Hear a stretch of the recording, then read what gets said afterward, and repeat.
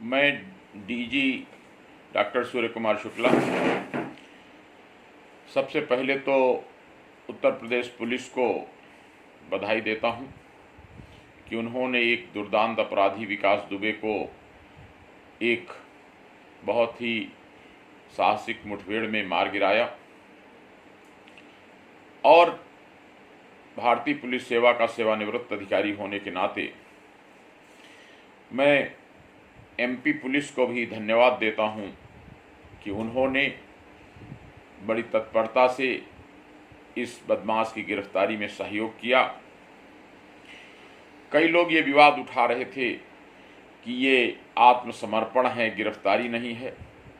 उनको मैं स्पष्ट कर देना चाहता हूं कि जिस अदालत में मुकदमा लिखा होता है, जब वहाँ कोई अपराधी आत्मसमर्पण करता है तो उसको सरेंडर कहते हैं, और जब किसी भी सूचना पर पुलिस द्वारा अपराधी को पकड़ा जाता है तो उसे गिरफ्तारी कहा जाता है।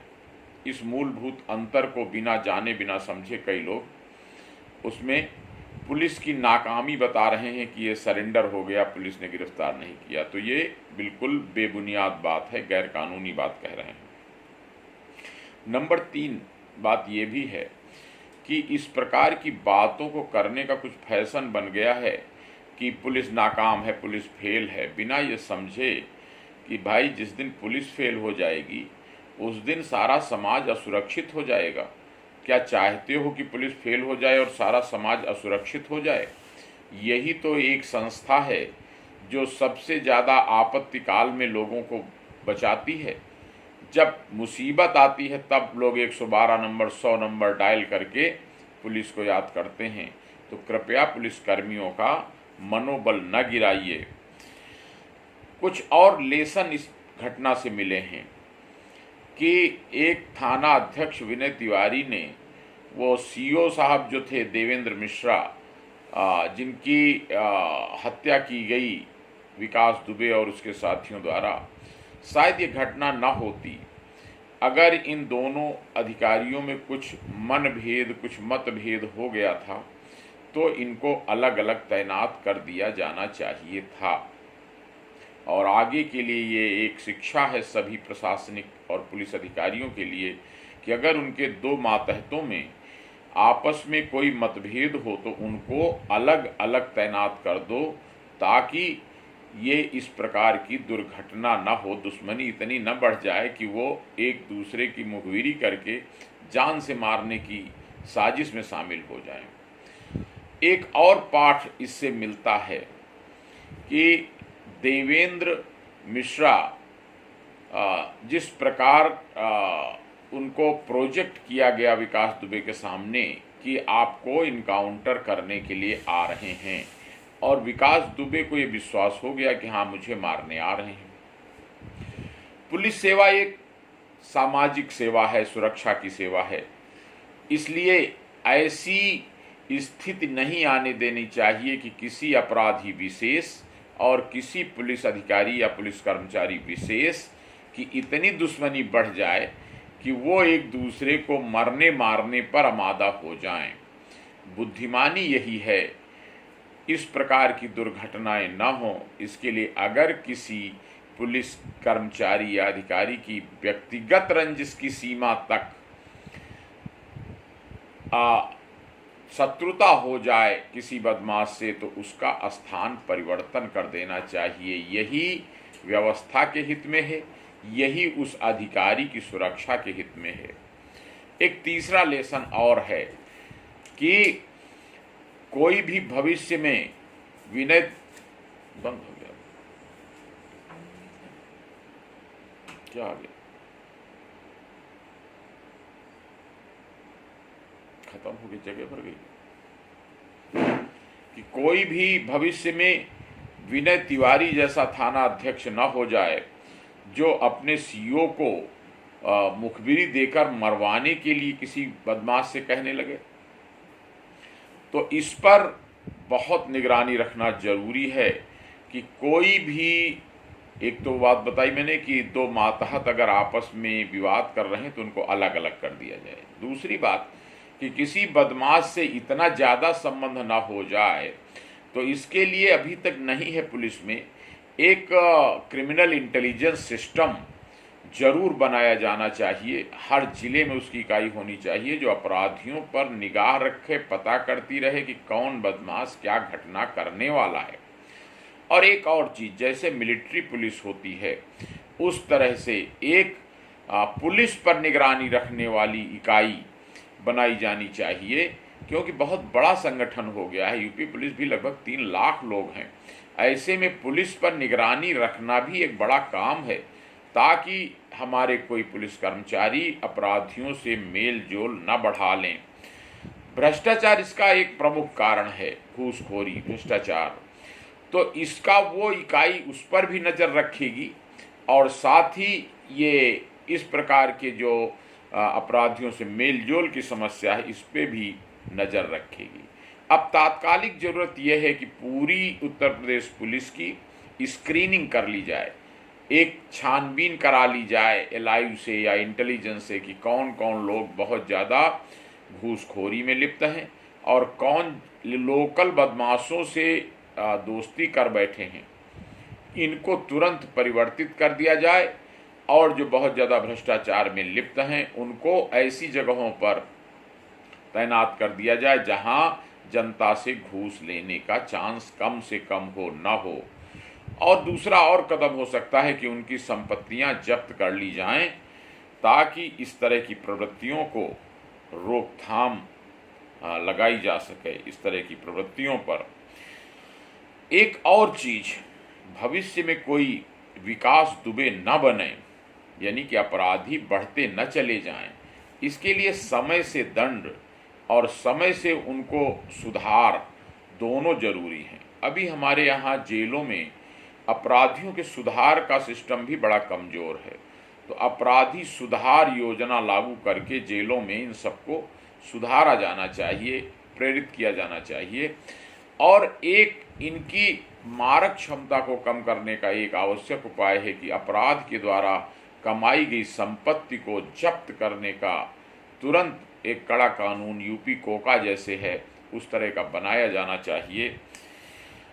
अगली एक बात और कहूँगा कि इस बदमाश पर लगभग 60 मुकदमे थे और हर एक में जमानत हो गई, हर एक में इसको जेल से हम लोग रोक नहीं पाए और तमाम नेक्सस बन गया है लोगों का, तमाम पैसा बना रहे हैं लोग जमानत कराने में, सज़ा से बचाने में। तो अपना जो कानून है, जो भारतीय दंड विधान है और आपराधिक दंड प्रक्रिया संहिता है, उनमें भी परिवर्तन कर दिया जाए कि अगर कोई हिस्ट्री सीटर बदमाश होगा तो तब तक उसकी जमानत नहीं होगी जब तक उसके मुकदमों का सही निस्तारण न हो जाए। एक और भी कानून में परिवर्तन करने की ज़रूरत है कि ये लालच के कारण अपराधी नेताओं से संपर्क बनाते हैं कि उनका मुकदमा वापस कर लिया जाए, जिसका प्राविधान क्रिमिनल प्रोसीजर कोड में है। तो उसको भी नियम को बदलने की ज़रूरत है कि किसी का भी मुकदमा वापस नहीं लिया जाएगा, उसे लड़ना पड़ेगा। और गवाह तोड़ न ले, गवाहों को खरीद न ले, इसी के द्वारा बचते हैं ये अपराधी। तो उसके लिए जैसे ही कोई घटना हो तुरंत उस घटना का विवरण हलफनामे के रूप में गवाहों के बयान दर्ज होने का आदेश कर दिया जाए। पुलिस को भी किया जा सकता है आदेश। और जो 161 CRPC में जो नियम है कि गवाहों का दस्तखत ना कराओ, उसका बड़ा दुरुपयोग हो रहा है। तो दस्तखत कराया जाना चाहिए गवाहों का और हलफनामे के रूप में कराया जाना चाहिए, ताकि बाद में अगर वो बदल भी जाएं, बिक भी जाएं गवाह, तो भी सबूत रहे कि वास्तव में उसने क्या कहा था घटना के तुरंत बाद। अब एक और बात कहूँगा कि बहुत संख्या में हत्या हो रही हैं, बहुत संख्या में डकैती पड़ती हैं, लूट होती हैं। तो इन पर उतना ही तत्परता से और समयबद्ध रूप से दंड होना चाहिए। अर्थात ये भी तय होना चाहिए कि जैसे पुलिस को है कि 3 महीने में चार्जशीट लगाओ, उसी तरह अदालत को भी आदेश होना चाहिए कि अगले 6 महीने में आप फैसला दे दीजिए। और अगर कोई दिक्कत है तो कुछ पुलिस जज साहब की कोर्ट से अटैच कर दी जाना चाहिए कि गवाह को बुला के लाने के लिए, मुलजिम को पकड़ के लाने के लिए कुछ फोर्स अदालत से भी अटैच कर दी जाए, ताकि ये ना उनको मौका मिल सके कि अदालत को ये शिकायत करें कि गवाह आते नहीं मैं क्या करूं, मुलजिम आते नहीं मैं क्या करूं।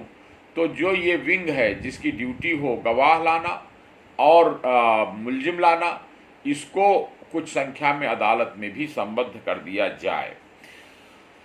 पुलिस मूलतः देखिए उस तरह की है जैसे समाज में झाड़ू लगाने का काम, जो सबसे गंदे लोग, समाज के अपराधी, सबसे पागल, अधपगले, सनकी, घमंडी, क्रोधी, गुस्सैल, ये सब इनसे डील करने का काम है। तो पुलिस इनकी झाड़ू लगाने का काम करती है। जैसे घर में आप झाड़ू लगाते हैं तो इसमें थोड़ी गंदगी आ जाना स्वाभाविक होता है, लेकिन समय समय पर इस पर सुधार होना चाहिए। जो पुलिस सुधार के लिए व्यवस्थाएं की गई हैं, जो सुझाव दिए गए हैं पुलिस आयोग द्वारा, पुलिस सुधार आयोग द्वारा, उनको लागू किया जाना चाहिए कि पुलिस कर्मियों को हफ्ते की छुट्टी मिल जाए, उनका भी मानसिक संतुलन ठीक रहे। हर 2 साल बाद कम से कम 15 दिन की उनको ट्रेनिंग पे भेज करके उनका स्वास्थ्य ठीक कराया जाए और उनका मानसिक स्वास्थ्य भी ठीक कराया जाए, और कहीं भी नेक्सस न बन जाए। इसके लिए बार बार एक ही शहर में तैनाती, बार बार एक ही थाने में तैनाती, इसको जरूर ख़त्म करना चाहिए। भले ही बहुत दूर न भेजा जाए, जैसे अगर आसपास के ज़िले हैं उनमें ही तैनाती दी जाए, लेकिन थाना बदल जाए और ज़िला बदल जाए, ये ज़रूर हो जाना चाहिए। मुख्य कारण बदमाशों का मनबढ़ होने का है कि उनको समय से सज़ा नहीं मिलती। पुलिस गिरफ्तार करती है, अदालत जेल भेजती है और फिर जमानत करा के आ जाते हैं। इसलिए तब तक उनको बाहर नहीं आना चाहिए जब तक ये प्रमाणित न हो जाए कि वो दोबारा जुर्म नहीं करेंगे। मैं तो यहाँ तक इस बात का पक्षधर हूँ कि ज़रूरत पड़े तो एक पूरा द्वीप, जैसे वो पहले अंग्रेज़ों के समय में होता था अंडमान निकोबार द्वीप समूह, कि एक द्वीप ले लिया गया और उस द्वीप में सारे अपराधी खुले रूप में रख दिए गए और वहीं पर उनका ट्रायल हो रहा है, या ट्रायल करके जो सज़ा याफ्ता हैं कम से कम उनको वहाँ भेज दिया गया और वो बाकी समाज को बचा लिया गया उनके अपराधों से। तो इस प्रकार की भी व्यवस्था कर दिया, क्योंकि हमारी जेलें जो हैं ओवर क्राउडेड हैं, जेलों में जगह नहीं है और उतनी जेलों में खर्चा बहुत आ रहा है। तो जेल सुधार भी लागू हो जाने चाहिए कि सरकार के खर्चे पर ये लगभग 1 लाख बदमाश यूपी में रोज़ खाना खाते हैं, रहते हैं, तो ये सरकारी मेहमान समझते हैं अपने को, तो इनसे वो वसूल किया जाना चाहिए। एक तो तुम बदमाशी करो, अपराध करो, और दूसरा तुम सरकार के खर्चे पर मेहमान बन कर के रहो। तो ये दोनों बात नहीं होनी चाहिए। और ये जो हम लोगों का आउटडेट कानून है 1860 का भारतीय दंड विधान है, इसको बदलना चाहिए।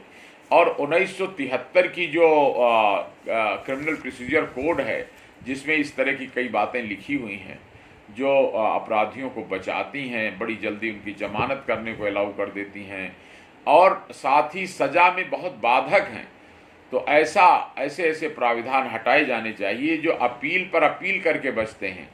तो हाई कोर्ट की और सुप्रीम कोर्ट की भी कुछ जवाबदेही समाज के लिए फिक्स होनी चाहिए और ये संसद में और विधानसभाओं में कानून बनने चाहिए कि आप अपील आपके पास आई है तो ये नहीं कि आप फाइल को रख करके 10 साल के लिए रखे रहिए। उसमें होना चाहिए कि अगर आपके पास अपील आई है तो 3 महीने में आप अपील तय कर दीजिए। चाहे इसके लिए जजेस बढ़ाने पड़ें, चाहे इसके लिए प्रोसीजर बदलना पड़े, लेकिन ये काम करना ही पड़ेगा, करना ही चाहिए। तभी ये अपराध नियंत्रण की समस्या होगी, क्योंकि इनकाउंटर कोई परमानेंट समाधान नहीं है। और धीरे धीरे लोग ये भी महसूस कर रहे हैं, शिकायत करते हैं कि फर्जी इनकाउंटर है। तो पुलिस के तमाम जवान, तमाम अधिकारी फर्जी इनकाउंटर की शिकायत पर जेलों में बंद हैं। तो ये स्थिति भी अच्छी नहीं है। अच्छी बात यही है कि कानून से हम अपने अपराधियों को कंट्रोल करें, कानून भले कड़ा कर लें। बहुत से देशों में जहाँ ऐसी स्थिति सऊदी अरेबिया वगैरह में है कि मर्डर करने पर सीधा चौराहे पर खड़े होकर के मार दिया जाता है, तो बड़े कड़ा कानून हो और देश की को अराजकता से बचाने के लिए और माहौल को दुरुस्त करने के लिए ये सुधार बहुत ज़रूरी है। नहीं सोचिए कि जिस प्रदेश में विकास दुबे जैसे हत्यारे ऐसी घटनाएं करेंगे, वहाँ फैक्ट्री लगाने, इन्वेस्टमेंट करने कौन आएगा। ये निश्चित रूप से पुलिस को धोखा हुआ, वो समझ नहीं पाए कि ये राजनैतिक हो चुका है विकास दुबे का परिवार, कि जिला परिषद के सदस्य और फिर अध्यक्ष उसकी पत्नी बन गई, ये लोग पुलिस पर घात लगा के डाकुओं की तरह हमला करेंगे, ये इस मानसिकता को जाहिर करता है और इसी कारण पुलिस धोखा खा गई। तो इनके हर जिले में इनका चिन्हांकन करके ऐसे अपराधियों को बिना नया कोई जुर्म किए पुराने मामलों में ही जमानत कैंसिल करा करके जेल में रखा जाना चाहिए। और ऐसों को पालने का भी बहुत तुक नहीं, जैसे सब लोग नाम लेते हैं कि वो मुख्तार अंसारी, अतीक अहमद, ये लोग जेल में हैं और तमाम अपराध कर चुके हैं। तो ऐसे लोगों को जल्दी से जल्दी उनके लॉजिकल कंक्लूजन जो होता है सज़ा का, उस तक पहुंचाया जाना चाहिए, ताकि ये इस प्रकार की आपराधिक घटनाओं पर नियंत्रण लग सके। धन्यवाद। जय हिंद।